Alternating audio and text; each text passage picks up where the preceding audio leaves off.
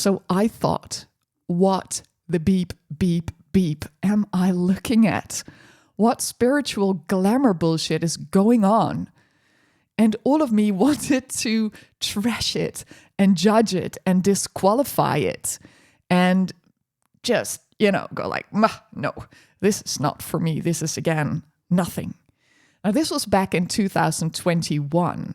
Now it's years later, and in between, this has become the center of my work, of how and where I guide people into their deepest true empowerment. And I train facilitators for this work.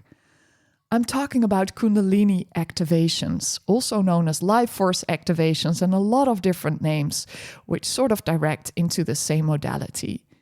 Now, keep listening to find out how I went from calling it bullshit and disqualifying it with a lot of judgment to now having this as the heart of my work, training people for it, and deeply, deeply seeing, knowing, feeling that this work, in essence, is bringing us to a next level of being human in a whole nother, way more connected way. But first, let me welcome you and introduce myself. So welcome to the Beyond Kundalini Activation Podcast. This is the place where we bring energetic work and spirituality into a new era of more understanding, of more integration, of redefining what we think we understand and bringing some humor and magic into the things we probably will never truly understand. My name is Ingvild Molenaar. I'm a spiritual teacher and an energy worker. I'm on a mission to demystify and re-humanize this work and to bring healthy grounding to the energetic and the spiritual field. Something we need very much. I'm the founder of the School of Energetic Leadership, where we train a next generation of facilitators for Kundalini Activations and Expanded Consciousness.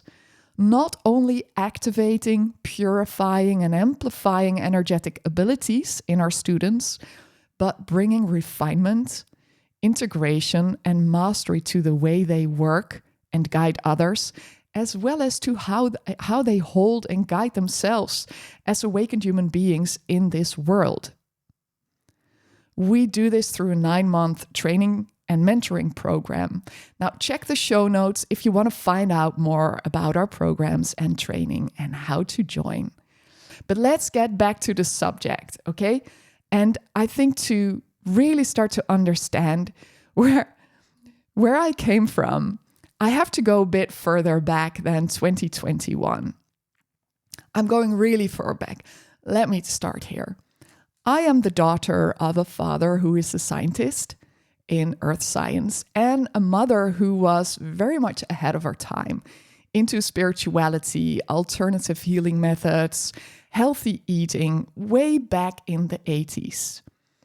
So on a very young age, I realized that these two worlds, Dad's world, who really did not feel any resonance with the spirituality, and my mom's world, who felt very judged about the science world, that they were different languages of seeking the same kind of thing.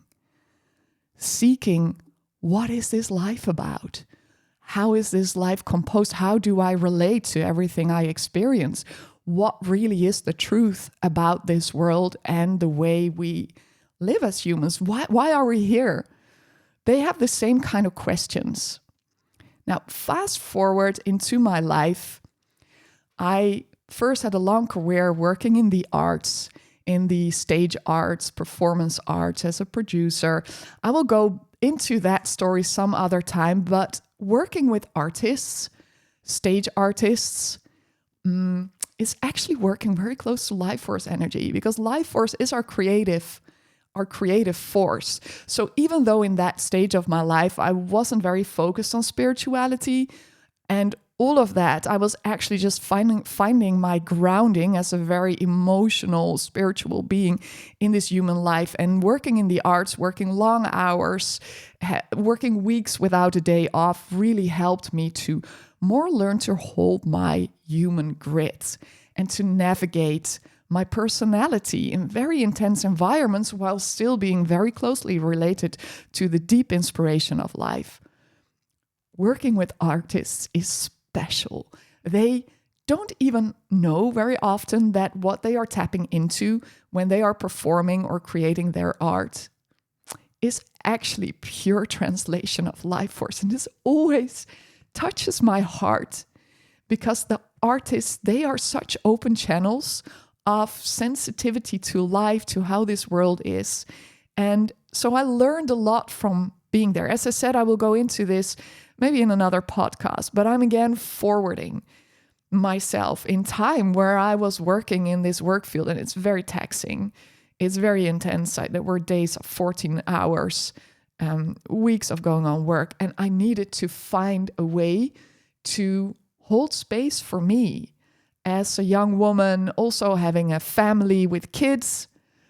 I needed to do something, and it was actually my mother-in-law at that time who said to me, Ingvild, maybe you should go do yoga. I think it was like 22, 23 at this time.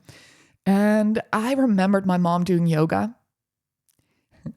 And yeah, she was the weirdo. So I was like, oh yeah, I know about that. And, yoga made me think of the poster we had on our wall of that woman. I used to have a discussion with my mom about, but that's a woman. That's a pretty woman. She would say, no, that's not a woman. That's a man. That's Yogananda. So I had memories of that. I also had some judgments about that, but my very down-to-earth then mother-in-law, she kind of said, like, just go do some yoga and it will help you to breathe better. It will help you to be better. Find your space. And at that young age, I started doing yoga classes once a week with absolutely no ambition, until a point where I was 8 years into practicing yoga and started to feel this pull to become a yoga teacher. So this is back in 2012, 2013. I decided through a life crisis, again, another story, to train as a yoga teacher, actually mostly for myself. And I thought I'd seen it all. And I thought I wouldn't be wowed by the spiritual side of it, but it was life-changing. And from that point on, very quickly, I started teaching yoga. I started finding out that when I taught yoga, a lot of wisdom would just flow through me, and my personality would sit on my shoulder and go like, whoa, what did I just say? Where did that just come from? So this opened an era of teaching on the one hand, but also studying deep into anatomy, into philosophy, into spirituality, into physiology, into neurology, to make that package of not just teaching physical postures, but really using the physical postures as packages and the meditations and the breath work as packages to bring people deeper to themselves. Because this was my experience. By going into these practices and reading, learning, hearing the words that are connected to this, the deep wisdom in it, I started to feel that these are just training wheels. These are vehicles, corridors, doorways into connecting to my inner essence and my inner channel of knowing. But what I started to notice, especially after years of teaching and formulating and guiding people and bringing them back from, what are you feeling? What are you doing? How are you holding yourself? I started to notice, and training yoga teachers even, started to notice two main patterns in the work. One of those patterns was people believing very deeply in the method and the practice and putting all of their focus on doing it right, being good at it, being advanced at it. Showing me as a teacher, am I doing it right? Look how good I'm doing it. Or new people joining a class going, yeah, but I have years of experience and I'm wanting to show off how perfect they could do their downward facing dog. And even in meditation, where meditation is letting go of all the prestige, meditation is just letting go of all the outside, pulling your energy and consciousness in and being. Even though we still use mental constructs, but again, this is a way to say, okay, let go of that, let go of that, let go of that. be and just realize beyond the stories what you've already been. Now, I'm quite clever with words. I always have been, because I had to translate between mom's language in how she, even though she's also Norwegian, but she speaks very well Dutch. So I could speak in my own, I could speak in my own. I was thinking now, I'm sorry for this. Am I speaking in Dutch or English? I was intended to speak English on this podcast, but I didn't recognize the language anymore. Anyway, I learned to speak in the words that resonated with mom, to share me with mom. And I learned to speak in the words that resonate with dad, to share me with dad. So it's not a different me, but they call that code switching. Very young, I learned to code switch. And this is something I've been developing more and more and more, even through my yoga classes. But no matter how I used metaphors and ways of guiding people into experience and ways of using words and pointing people back, they would keep focusing on, am I doing it right? Am I following the method right? Even at the point where me and my now husband, Daniel, started working together after my divorce, where he worked with breath work and cold exposure, trained Wim Hof's trainers for many years before he stepped out of that system. There again, I would see that if we would work with ice baths, people would believe in the ice bath. If I just do the ice bath and I stay in it long enough, then I will find that. So methods become holy, and that's the distraction. We use methods as a vehicle to get into our own connection to source and the source that we are. Then the second thing I noticed is that people have a tendency of starting to believe in the teacher. So, yeah, this is a person who knows stuff. And it resonates with me. And when I'm following their method or their teachings, I start to feel all these things within me and I get insights, but then they tend to project it on the teacher. And I think saying this, a lot of us will know examples of this out there, right? If we look back in the old days, you had the gurus, but even like someone like Osho, Bhagwan, you can find many documentaries online about guruification and how that can go south. Now, in a small way, this happens to most people who teach something or lead retreats or share information that helps other people to feel more and understand more. It was actually one of my yoga mentors who I learned to teach yoga through, Marcel van der Vis. He said in our first teacher training weekend, listen, all of you, if you start to teach this kind of work, will get people who resonate with you. And they will experience things in your classes. And they will start to project the specialness of that on you. They will start to believe in you. And if you are not aware of it, you will start to believe in you. And that's where we go off-road. So always stay aware that you don't claim their process. I have seen the same in theater, where we worked with young talents and they would start to project the life changes they were going through, the young talents, like in their teens, in their early 20s, on us as a team or the director who guided them to, clean up and develop their talents and make them feel like, wow, is this me? So this is something humans do, and it is going to block us. It's really great to have good teachers. It's very important to have good teachers because they can help you and tractor you a little bit further and reflect you back. But when you are starting to outsource yourself, your answers and your beliefs about what you need in your life on that teacher, and they become something above you that you are looking up like, ooh, it's okay to acknowledge if people are a little further on the path. They have special energy. That is valuable, but you have to ping it back to yourself. So these two things started to really kind of I was like, I'm at the end of the means I have, the way I communicate, the methods I'm working with to bring people to understand it's always been you. If I can find this in myself, you can find this in yourself, because I am nothing more special than you are. I just live my life and openly go through my stuff, maybe in a different way. I come from a different background. I have a different life story, and I was coded with different kinds of knowledge and experiences than another. But if it's in me, it is also in you. And my goal is not for you to put me on a pedestal or rigidly believe in techniques.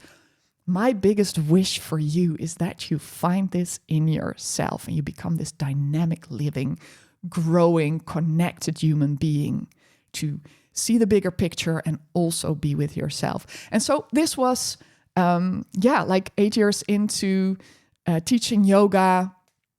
I started to, at some point, literally pray, like, show me a way.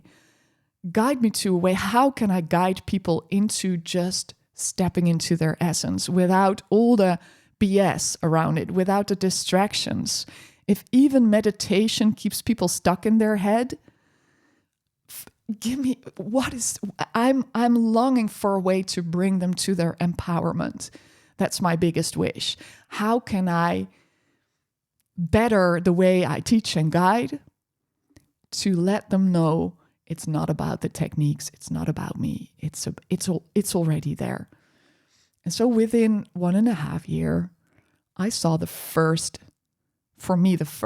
video of somebody doing Kundalini activations on themselves. Now, I think by now, most people have seen those videos, especially if you're listening to this podcast. I'm quite sure you've seen videos. Otherwise, go to Instagram, type in Kundalini Activations. You know what I mean. And this was like a person in this very paradise-like environment, in a flowy dress, beautifully make-upped, hair flowy, and it was going like dancey dance, wiggly wiggle. And my brain just went into full judgment, like, what am I looking at? What the beep, beep, beep is this? Is this again one of those spiritual hub ways? At that time also, sometimes if you would go on YouTube, you could find light language videos, which I also made a lot of fun about until, later on when I was in a training and suddenly I heard somebody do light language and I realized it was me. It's always funny when you have judgments about something and then it propels back to you and you find out that, I'm actually what the judgment is about. So I saw that video and I just had everything in me was like, no, disqualified, trash. But that word, Kundalini, those two words, Kundalini activation, kept circling. In yoga teachings, we don't use that word so much. Certain layers of yoga, when you're more into Kundalini yoga, they will talk more about it. But I was very deeply into Kriya meditation, initiated into Kriya meditation, where we work with that energy, but we don't really talk about it. I was very deep into chakra meditation, which has been like the fast forward on my path to harmonize energy and bring my consciousness deeper into my humanness. I was very deep into philosophy and But that word Kundalini activation, it kept ringing a bell, and I started to do some research. And I started to, at that time it was mostly CAP, the school called CAP. So people think the modality is called CAP, but it's the school called CAP, the brand. That was out there most, and I read into it, and things started to make sense. Like, things started to kind of interest me. And I decided at that point, so with my big mouth and my judgments, let's just see what it's like if I would do a session. And I Googled like really thoroughly. I don't ever just go to someone. I don't go to just my neighbor says they do it and I go because I like them. I really want to feel that someone can hold my system. and that I feel safe and that I feel that someone is a bit grounded as well. So I Googled and I found a facilitator in the Netherlands who I felt a resonance with, and which was like 2 hours driving for me. And I booked a session. And I remember the moment I walked into the studio where the session was held. It's just like happened to me when I walk into the Kriya Yoga Center. It's like everything, I turned like white haze, white energy was everywhere. I could just notice I was clicking into a layer of what I could have access to. That was wow. And that session was deep for me. I knew in the back of my mind, because I'm quite a control freak, that it could very well be that I would just not experience anything. But I also decided that I'm ready to open this layer of myself. And in that session, it was super intense. I moved around. I purged a lot, like very nauseous as well, purged a lot of old pain, old stuck energy, old stuff that I knew was there, but with all the means I had, I just couldn't get to that last bit. I also visited an experience I had in my early 20s, which was very, very heartbreaking and traumatic. And I'd done a lot of work with it, but I knew there was just this last bit that needed to be addressed. And I didn't know how. And there it came up and I could just relate and feel to it. And so this opened up and I knew instantly in that session, like snot everywhere, crying, and I'm swollen face afterwards. But I felt like, wow, this is it. This is what I've been praying for. I knew instantly this is where my path is headed. This is what I need to do. And so I did a couple more sessions after that and very quickly signed up to do the training.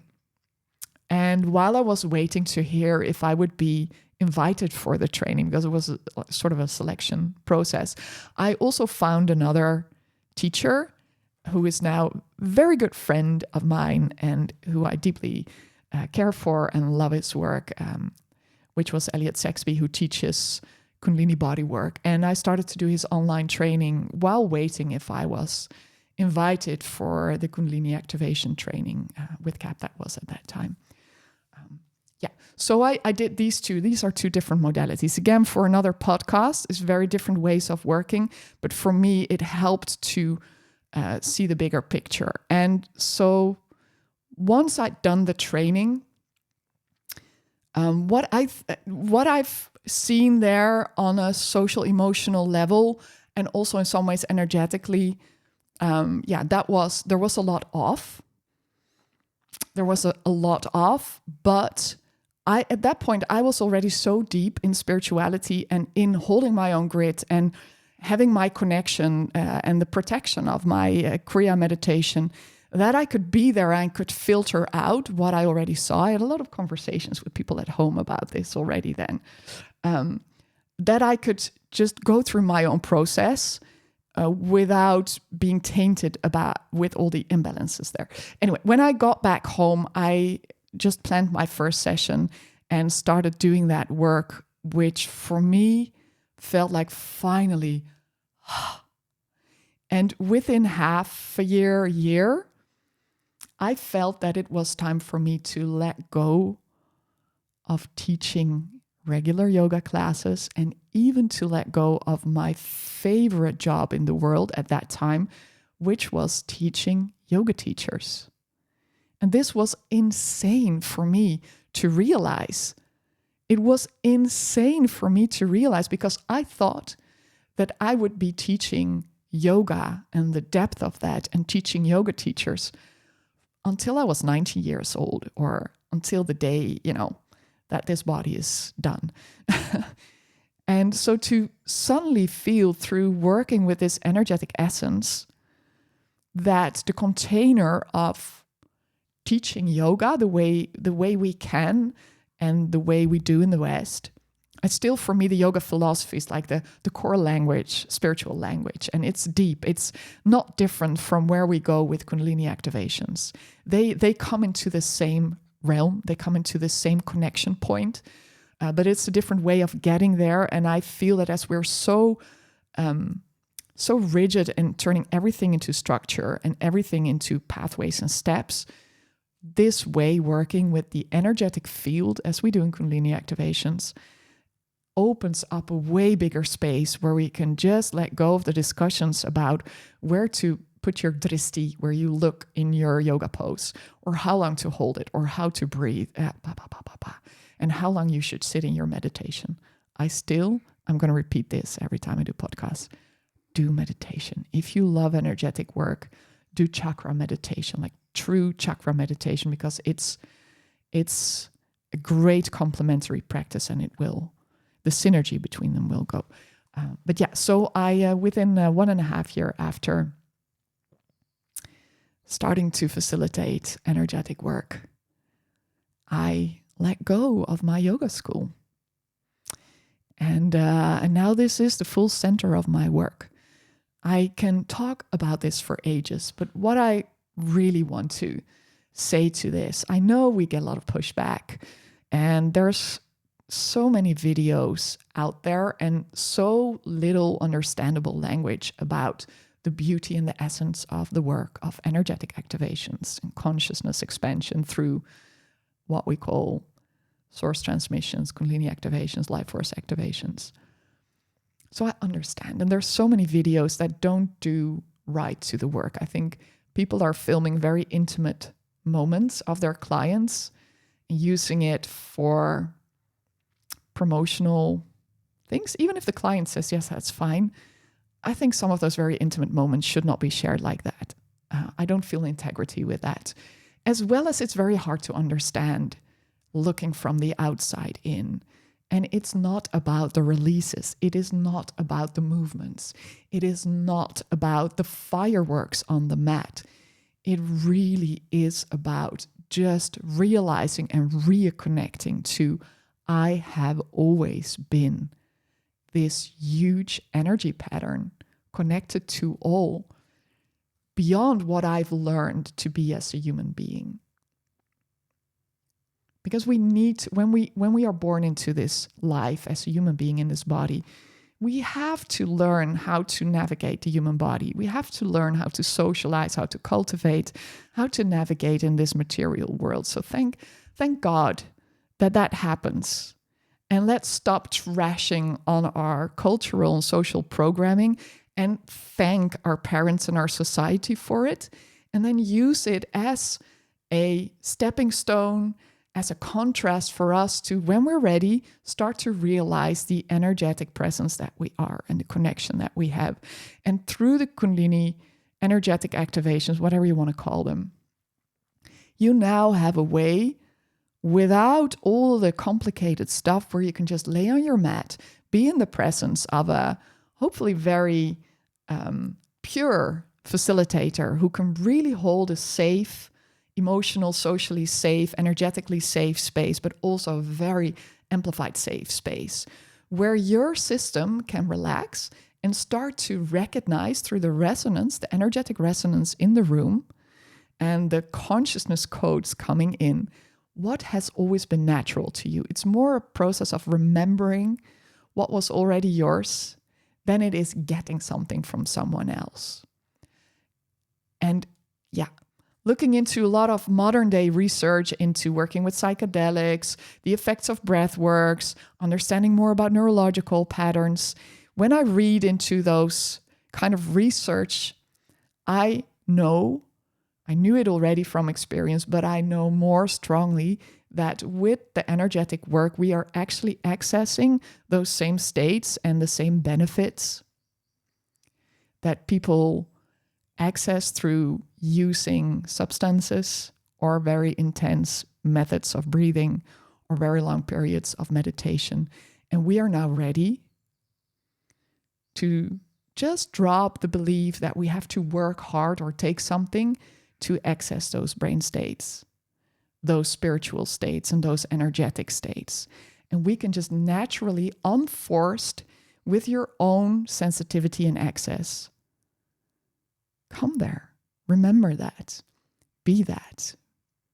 everybody on their own pace without forcing it. And so this is the invitation for, if this resonates with you, to come to a session, find a good facilitator nearby, or come to my sessions. Yeah, I'm going to round it up for now. But first, I give online sessions. If you're not in the Netherlands, you can join an online session with me, because in the online space, we can still work. We can actually very purely work with the energetic activations. I'm also holding a very amazing non-dual weekend in the Netherlands. It's 2 days in May. You are welcome to join. Find on my website, which is in the show notes, how to join and what it's all about. But most special is joining the Kundalini Facilitator training. It's a training mentorship. It's 9 months. I guide you hands-on. And the conversations in the group are what will open up a lot of inner spaces, and I jump in on them. I add context to them. We develop together language that has never been developed before. We go very deep into very expanded and pure energetic states, and we learn to ground it as we ground ourselves. As I always say in the training mentorship, we go first. Your inner work is what lays the foundation for the more fast forward and harmonic way people in your sessions can really progress and not stay in loops.